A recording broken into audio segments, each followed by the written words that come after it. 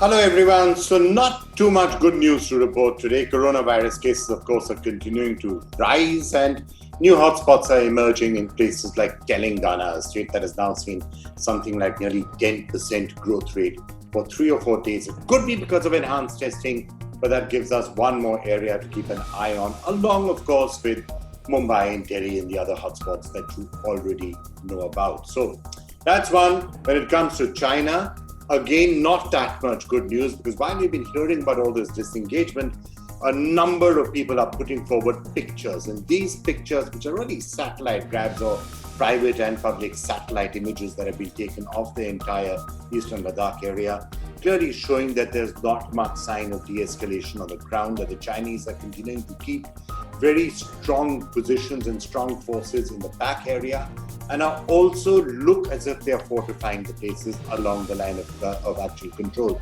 This is true in the Galwan Valley, which was the area of the clash, but it is also true of places like Pangsang So and other parts of that entire frontier. So it looks as if they are in for a long haul on the coronavirus, a long haul on China. Perhaps the one thing which we can tell you is that whatever the news is, we will give it to you here in a nice, short, crisp snippets of actual information that you can easily go through. So here are the big news stories. India on Thursday held China responsible for the violent face-off at the Galwan Valley in Ladakh and accused it of amassing troops along the line of actual control in violation of all agreed norms.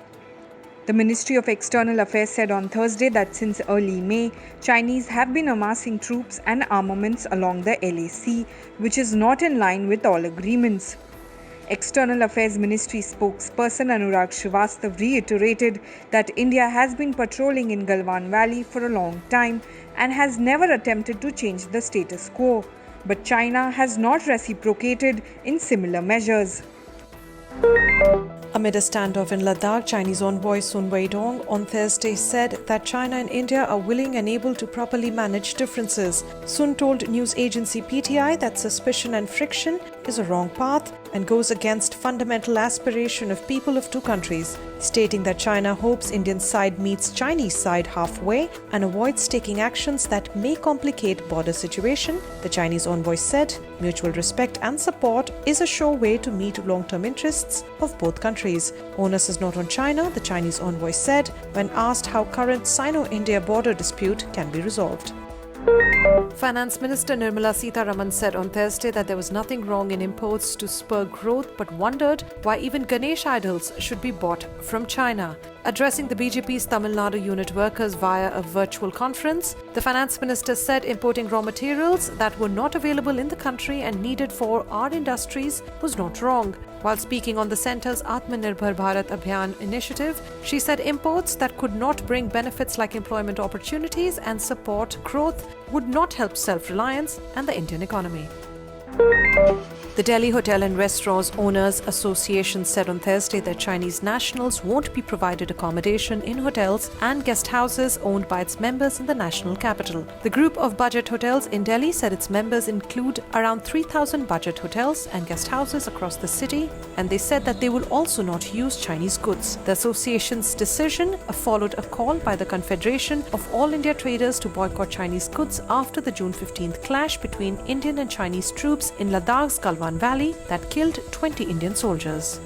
The Anil Baijal-led Delhi Disaster Management Authority on Thursday agreed to reverse his order that mandated all COVID-19 patients visit state-run COVID facilities for an evaluation. Baijal made the announcement on Twitter over the controversial rule that has drawn widespread criticism from the public and the Arvind Kejriwal government. In 2 tweets, Baijal's office said only COVID-19 patients who do not have adequate facilities at home to ensure physical segregation and do not have other medical conditions would be shifted to COVID care centers and other facilities.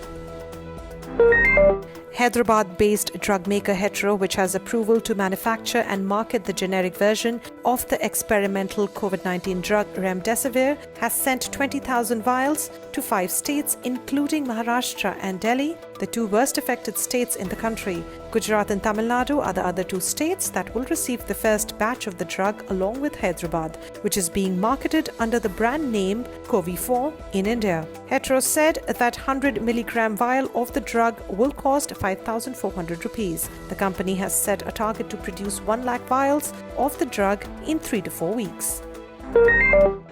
Karnataka Chief Minister B.S. Yediyurappa on Thursday asked people in the state's capital to cooperate by following the measures put in place for the control of COVID-19 if they don't want another lockdown or sealing in Bengaluru.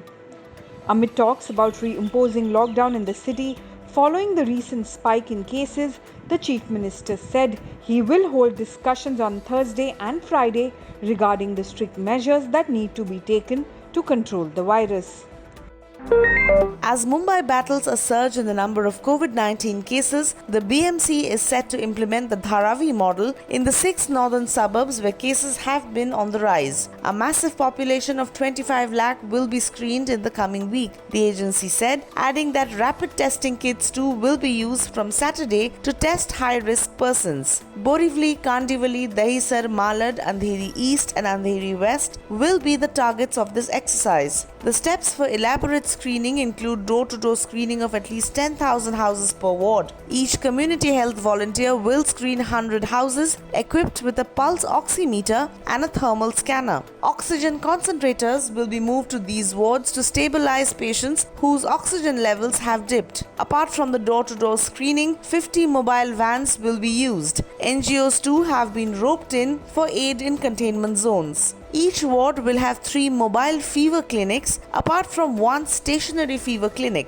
There will also be 7 to 8 dispensaries per ward to screen patients. In 2 days, rapid testing kits to be used in hotspots, quarantine centers and containment zones. In a first, IIT Bombay will be starting its academic year without students on campus, as the institute has decided to scrap all of its real-time lectures for the rest of the year due to the ongoing coronavirus pandemic. The Indian Institute of Technology in Mumbai has become the first major educational institution in India to have let go of all face-to-face lectures in 2020. Director Subhashish Chaudhary said on Wednesday that IIT Bombay would now implement its teaching purely in the online mode to not compromise on students' safety. He added the institution is rethinking the way education will be imparted to students due to the coronavirus pandemic.